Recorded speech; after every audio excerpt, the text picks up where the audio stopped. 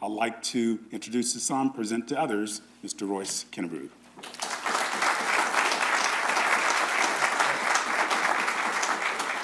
I was born by the river in a little tent, and just like that river I've been running ever since. It's been a long time coming, and I know a change gonna come. Oh yes it will. It's been too hard living, but I'm afraid to die. I don't know what's up there in the sky. It's been a long time coming, and I know a change gonna come.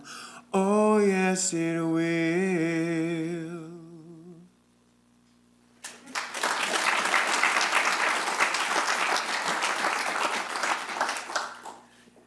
Talking about Juneteenth today. From our discussion, two important components are going to jump out at us. So what we're going to do, we're going to talk about Juneteenth. We're going to talk about those two components and how they resonate through history. So we're going to talk about some present realities, and then we're going to conclude. Not going to keep you here too long at all.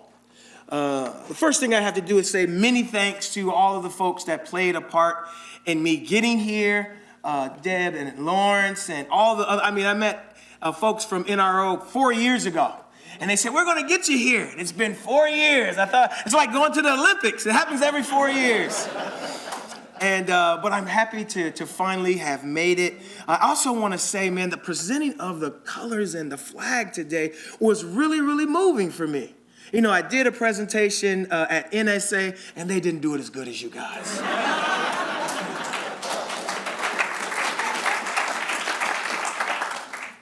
All right. So, again, thanks for everyone that played a part in me getting here, and we're going to jump right into the program. Taking a look at the title, Adapting to Ever-Changing Environment, Conversation in the Context of Juneteenth.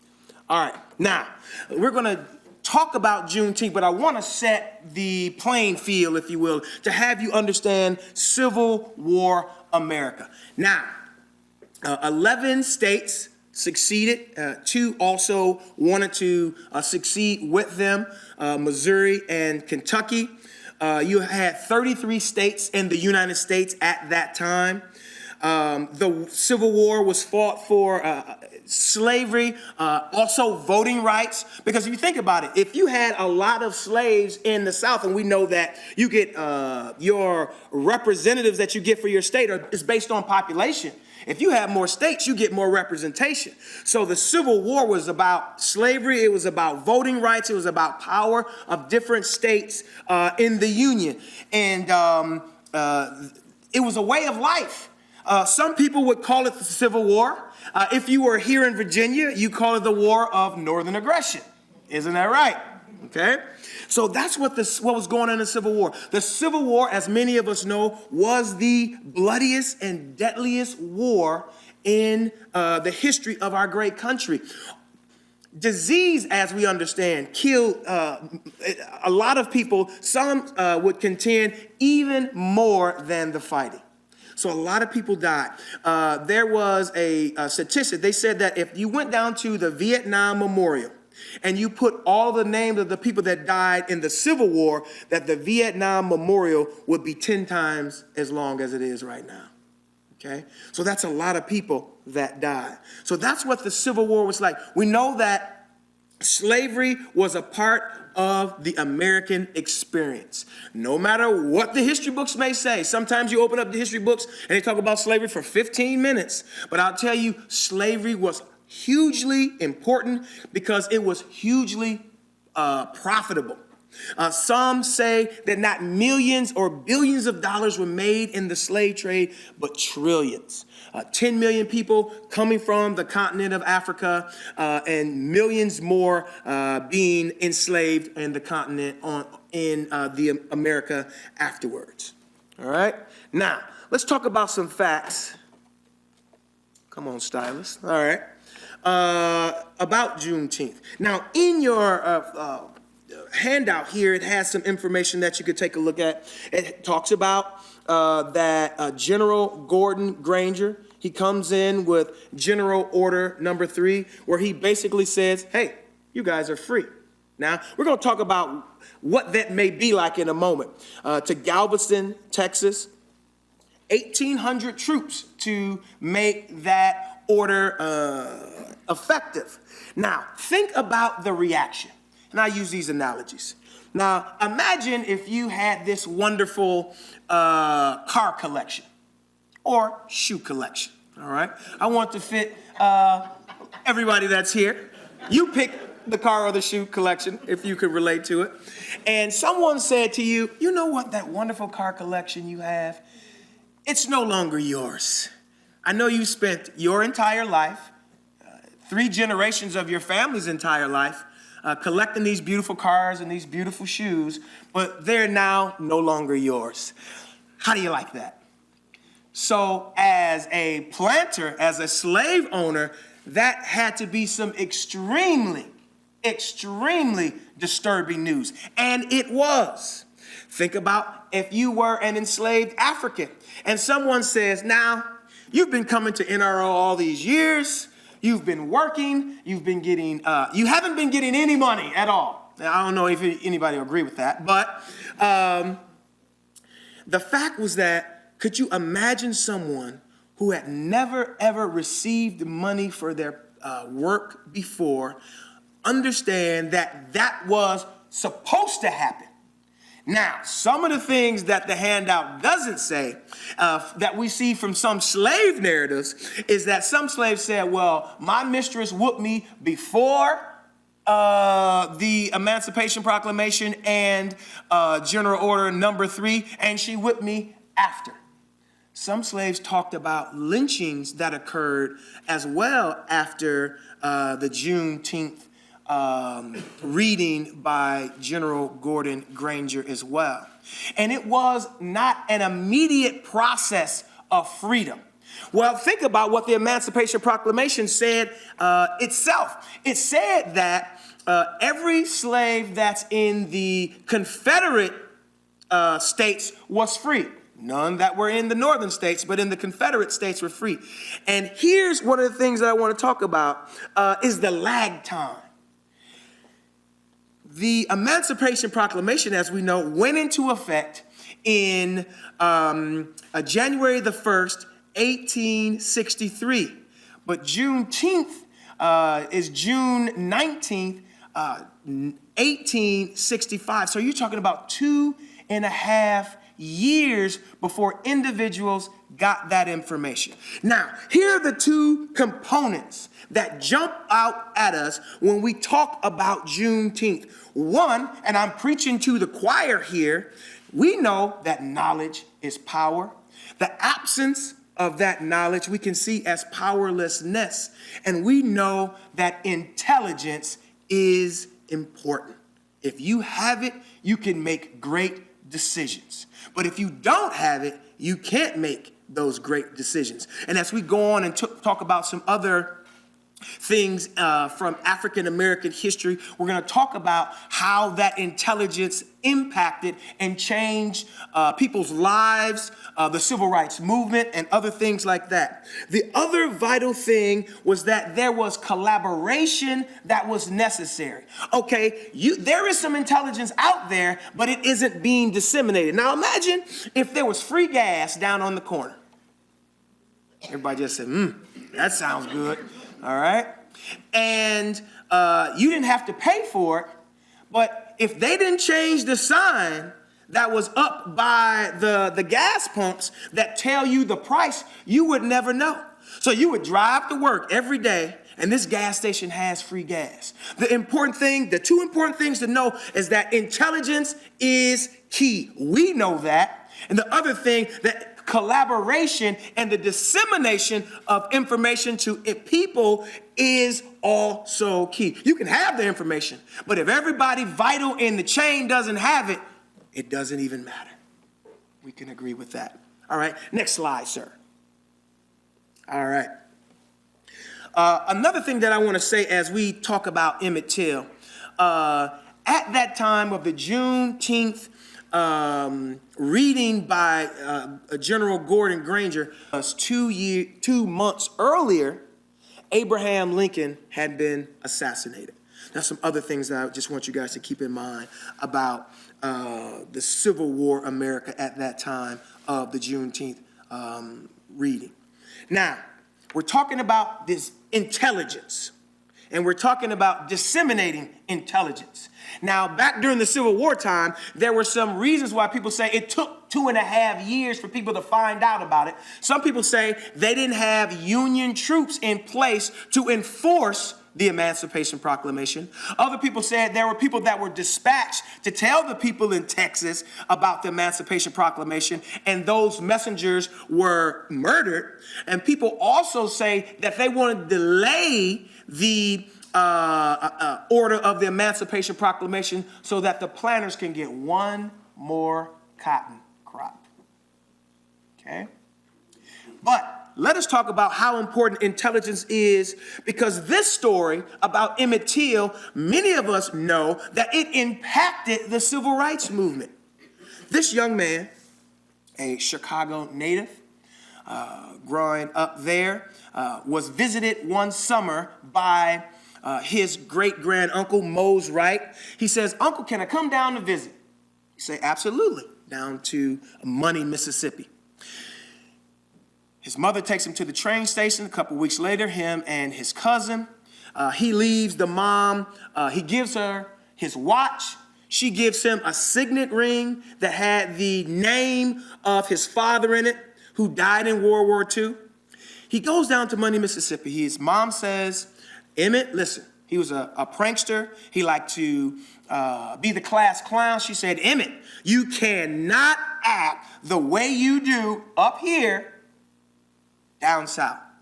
And as all children do, they think their parents are being too serious. "Come on, Ma," pretty much is what he responds. So he goes down to Money, Mississippi. Him, his cousins, they're working on the great-granduncle's farm. It gets really hot in Mississippi, as we know. And they leave there and they go to a general store there in Money, Mississippi. Now, every day file in, buy soda, they buy other things. I met a woman while I was working at the Museum of African American History in Detroit who was from Money, Mississippi, who lived during that time. He said another thing that got him in trouble is that he had the nerve to order him a Coca-Cola. I said, "Ooh, really? Coca-Cola was a big deal back then, huh, right?"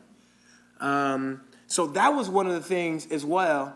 The other thing was that they say that he gave a cat call to the woman who was working in the store. I don't know if we do that anymore, but that's what they say he did. Somebody's like, "Yeah, I still do it." No. And at that time, the boys ran out of the store because they said the woman left out and they thought that she was going to get a gun, because you did not interact, if you were African American, with white women, in particular, white people in the South at that time. You didn't interact with them like that. And so they were afraid, but they made a key strategic error. They didn't give the intelligence to the uncle of what had happened. So they go home. One night transpires, nothing happens. Second night transpires, nothing happens. But on the third night, lights come up to a dark house. Car drives up. They come out, two men, J.D. Milan and then Mr. Bryant, the husband of the woman. And they ask which one of the boys did the talking. And at the onset, the Uncle Mose Wright said, "Please, just take him out and give him a beating." because he knew what life was like in America, in Mississippi in the 50s, okay? So they went in, and he had to, imagine this, you have a house full of your children. You know that death, lynching, and murder is a possibility for one of your children. And you have to say to them, this is the one. Could you select your children who are laying there in their bed, that there's a possibility that they might die? Imagine the anguish that he was feeling having to do that. So they took him out, they flashed a light on him, and they said, is this the one? A woman's voice comes from the car. Yeah, that's him. Mose Wright says that Mr. Bryan says, how old are you, preacher? He says, 70-something. He says, well, if you want to see your next birthday, don't make any trouble. So they take the young man out. They beat him. They kill him. They wrap barbed wire around his neck, connected to a 75-pound cotton gin fan, and they toss it in the Tallahatchie River. He was there for several days before he was found. And when he was found, he was unrecognizable. But now watch this. His body is brought up to Chicago. The folks in Mississippi ordered the mom and the relatives not to open the box. Okay, very audacious to ask that thing. But here's what's important and how the intelligence impacted the civil rights movement. Now, a lot of people in the North did not understand the brutality that was occurring in the South. And so they had an open casket. The mom, Mamie Till Bradley, who you see here, said, I want an open casket so they can see what happened to my child. And so they did it. But something happened. Remember, we needed someone or some way to disseminate that intelligence. So a field photographer from Johnson Publishing Company, I'll have you know, that produces Ebony and Jet magazine, took a picture of the open casket. I mean, you're talking about a kid who had been in the water for days. It was grisly. And that picture was put in Jet magazine. It was disseminated in Jet magazine, and the picture then went all across the world. And not only did people in the North see the type of barbarity that African Americans were made to experience, that everyone across the world did. And they asked the question, how could you be a country that is concerned with life, liberty, and the pursuit of justice, and you can treat a 13, 14-year-old child like this? There were hundreds and thousands of lynchings. In between Reconstruction, the 1870s, and World War I, there were upwards of 3 to 4 lynchings a week for 40 straight years in America. But because this one, the intelligence of the picture was disseminated in a way that we can see it, it helped give steam to the civil rights movement, because they said something isn't right in our country if you can do a child like this. Next slide, please. Now, they knew that the civil rights movement was occurring. There was a march from Selma to Montgomery that was to occur. This first march Dr. King wasn't a part of. You see Representative John Lewis there in the front, him as a young man, and walking across the Edmund Pettus Bridge. Now, that again, the brutality that African Americans were made to face in the country was not in any way, people knew about it in the South. It was commonplace. It was part of what they did. But a lot of people didn't know about it. So as they come across, next slide, please. John Lewis talks about how they saw the troopers, how they saw them put on their gas masks, how they saw the gas canisters coming at them. And this is the actual picture of John Lewis right before he gets struck by one of the state troopers and goes unconscious. And he said when he wakes up, he's bloody, and I have you know. But here again, are we talking about these two important components of the intelligence and the ability to disseminate that intelligence so that it has an impact. There were reporters that were there, not just with still cameras, but with television cameras.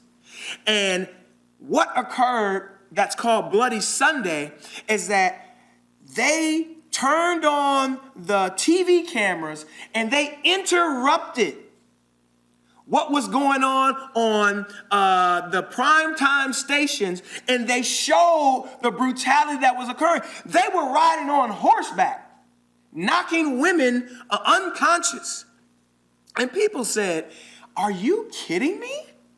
Is this happening in our great country?"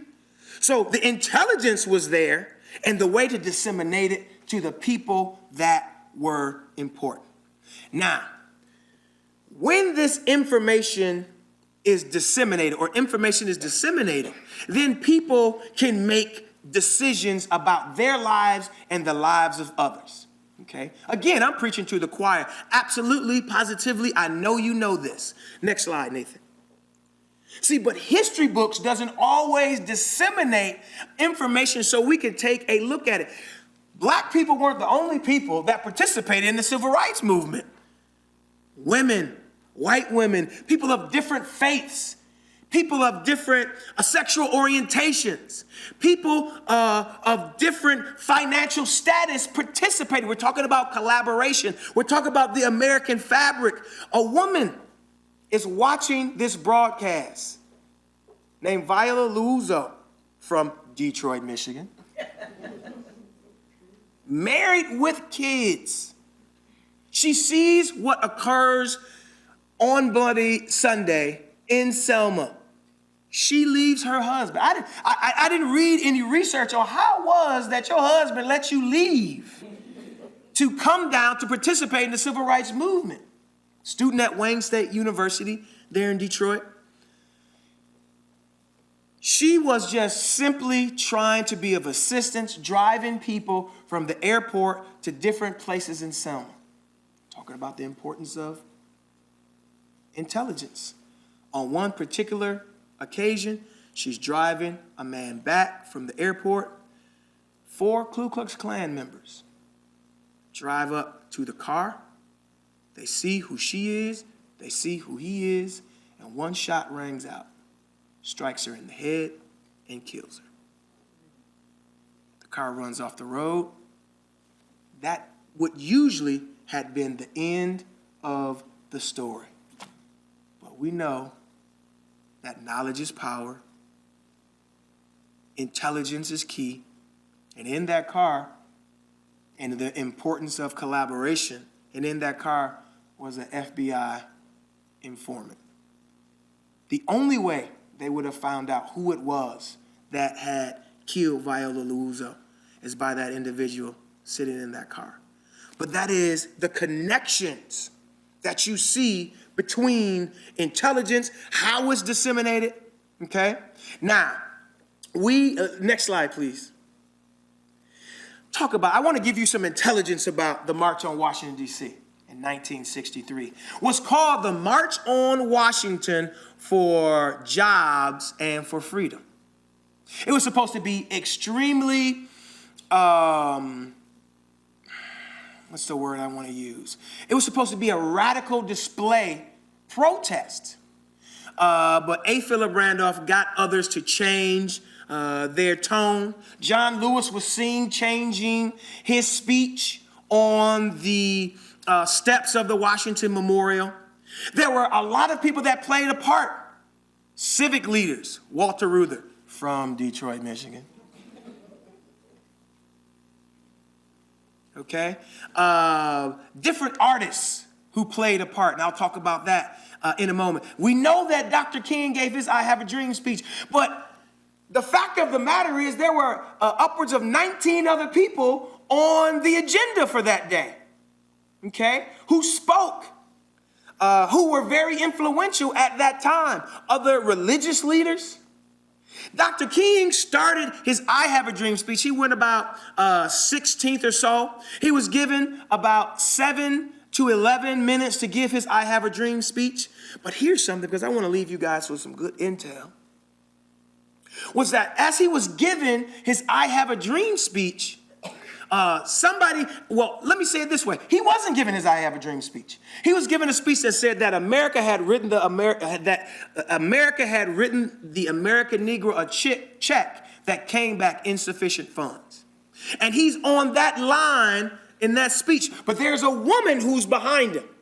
And she's saying, tell him about the dream, Dr. King. Tell him about the dream. This woman had sang a couple people earlier in the agenda schedule.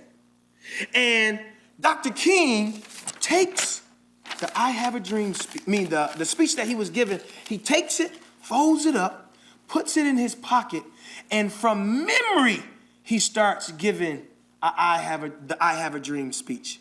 But then who was that woman? And how did she know about the I Have a Dream speech? She traveled with him sometime. She sang at his presentations. She knew about the I Have a Dream speech because over 100,000 people walked down Woodward Avenue in Detroit, Michigan. And in Cobo Hall gave the I Have a Dream speech, and she was there. Who was that woman who sang, I've been buked and I've been scorned? None other than Mahalia Jackson. So what's the moral of that story? Always listen to a black woman when she speaks.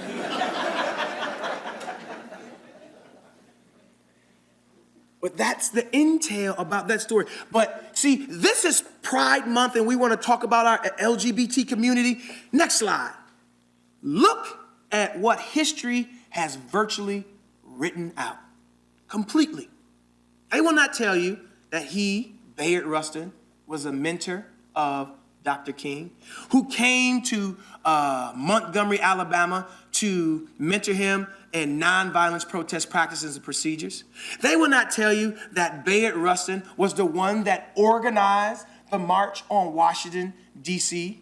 They will not tell you that Bayard Rustin staged a march in Memphis after Dr. King was killed, and that he was gay.